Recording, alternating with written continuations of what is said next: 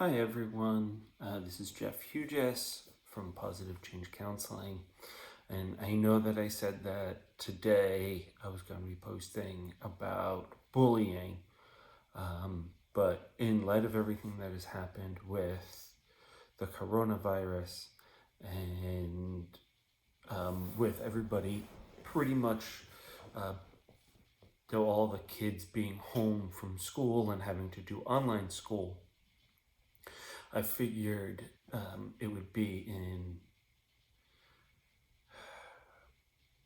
it would be appropriate to give everyone some good ideas about what they can do with their kids and how they can help their kids through this uncertain and stressful time. I know that for a lot of kids, homeschooling and doing online school is not ideal, and a lot of them are really missing being in school and seeing their friends and being able to socialize.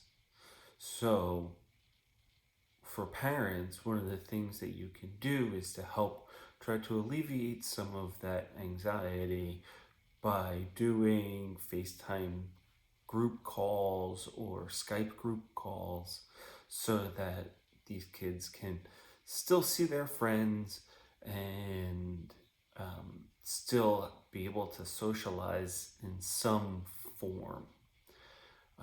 While this isn't ideal, at least it's something that they can at least stay in contact with their friends, other than just texting or through social media.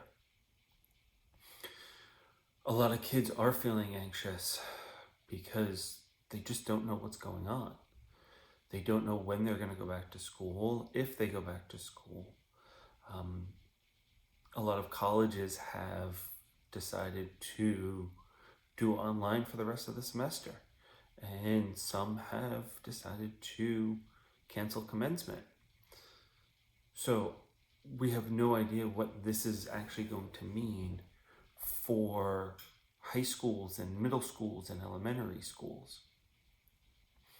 I know that most kids will be stuck in the house for some time. Exactly how long, we just can't say. And now with New York deciding to put the shelter-in-place order, with Connecticut, New Jersey isn't going to be all that far behind. And that will cause even more anxiety because now kids will not be able to really get out.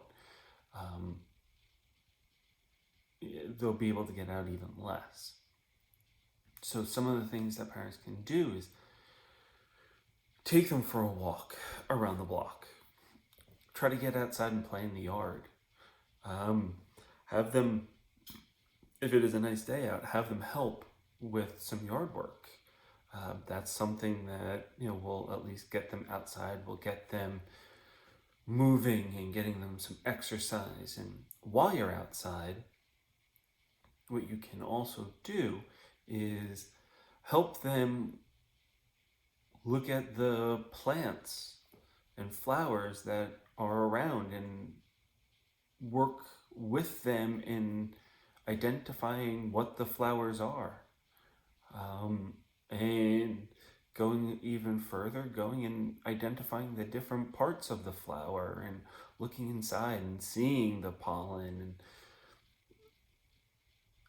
and teaching them about plants and teaching them how to do yard work and how to rake and how to do different things so that they can understand as they get older. With that, once you're back in the house, help them, have them help you clean. Give them chores to do, dishes, sweeping, mopping, vacuuming, things like that, just so that they have something else to do. The most important thing parents can do is to keep their kids on schedule. So for all of the kids that are in school, it is getting the kids up at the time that they normally would, getting them ready, and getting them on the computer by the time they would be in school. And giving them regular breaks every 45 minutes to an hour, give them 5-minute breaks. What this will also help with is that they will, the 5 minutes will simulate the changing of classes or moving from one subject to another. And the more you can keep a routine for these kids, the less anxious they will be. And trying to keep their routine and schedule as close to school as possible. Now, when they're done with school, it's finding other things to do. It's finding things for them to do other than watch TV or be on the computer, which I can't imagine most kids will want to really be on the computer after spending a few hours on the computer doing work. So it would be putting music on, having them help you cook, teaching them how to cook, maybe in a week or two, kind of being there and helping them cook and giving them that satisfaction of making something with you present, of course. For the younger kids, it's making Play-Doh or non-Newtonian fluids so that they can see what it's like, which is just simple 1/4 cup of cornstarch and a 1/4 cup of water, and you mix it slowly to make a nice sticky solution. And you can teach them about that. You can teach them, you start making a paper mache volcano so that you can put baking soda and vinegar in it and watch it explode basically, and have the foam come up and over and give them something to do. It's finding arts and crafts. It might be having them do some drawing and coloring, also painting. It's having them be as creative as possible so that they are using their mind and they're not just watching TV. It's coming up with creative science experiments, like learning how to make hot ice, or using salt and water to try to make to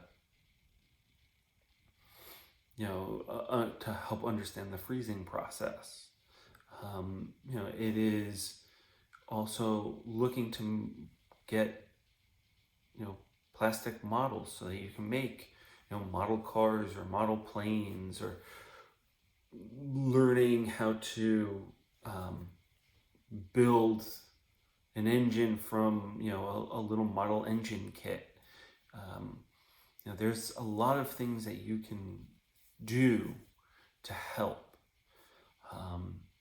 and when they are starting to get anxious and when they are starting to stress and they are asking those tough questions of when are we going back, or what is going on, why do we have to be stuck in the house, it's answering the questions in simple terms when they're younger. Answering the questions, giving them simple truths, as I like to tell parents all the time. It's putting it in terms that will not be so scary for the kids when they're younger, and even when they're older, because kids in high school are watching the news and they're seeing what's going on. So it's being able to explain to them that what we are doing is helping to flatten the curve and keep people from getting sick. And by flattening the curve, we're keeping more people healthy, and we are slowing the spread. While yes, people under a certain age, there is less of a chance of of dying. That doesn't mean that you can't, but it is also, if I have it and I'm carrying and I go and I meet with my parents or my grandmother, or I meet with somebody, an elderly neighbor, I could easily give it to them. And with them being a little older, there's a much greater chance that they won't survive, that they'll get sick and have to go to the hospital and potentially die. So it is being able to help the kids understand that we're doing this to help not just keep ourselves healthy, but the people we come in contact with healthy. With younger kids, they're going to have a much harder time with understanding what this is. So it is, once again, keeping it in simple terms. We want them to understand that we are really trying to keep as many people healthy. And we don't want people to get sick. And just by keeping it simple and by giving simple truths, we're making it a lot easier for them to understand. We're also not talking down to them. And we're making it a lot less scary for them. I really hope that this has been helpful.